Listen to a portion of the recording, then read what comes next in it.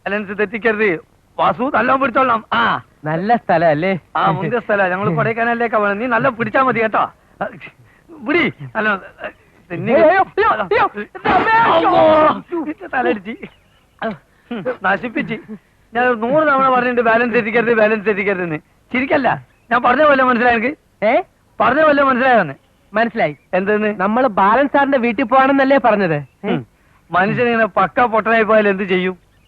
നമ്മള് ബാലൻ സാറിന്റെ വീട്ടിലേക്കല്ല പോണത്, അനന്തൻ സാറിന്റെ വീട്ടിലേക്കാ.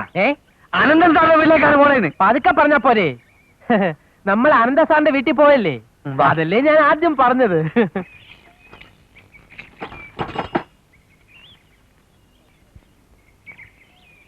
Good morning sir. ഇത് മിസ്റ്റർ വാസു. അതിന് ഞാനെന്ത് വേണം? സാറ് പറഞ്ഞിരുന്നല്ലോ ഒരു സർവന്റ് കം ഹൗസ് കീപ്പർ വേണമെന്ന്.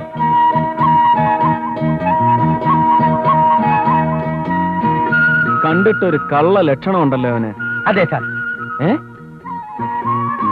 സാർ ഒറ്റ മിനിറ്റ് ഇങ്ങോട്ട് വാ. നീ എന്തിട്ട് അതെന്ന് പറഞ്ഞേ? എന്നെ കണ്ടാൽ നല്ല ലക്ഷണം ഉണ്ടെന്നല്ലേ പറഞ്ഞത്? അതെ.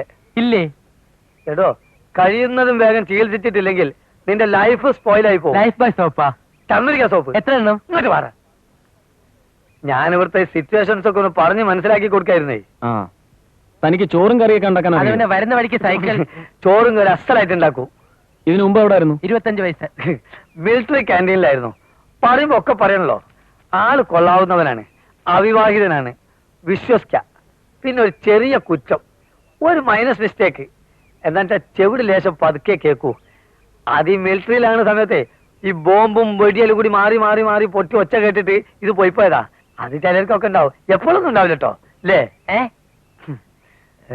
ഒന്നുമില്ല, നീ പോയി ചായ ഉണ്ടാക്ക്.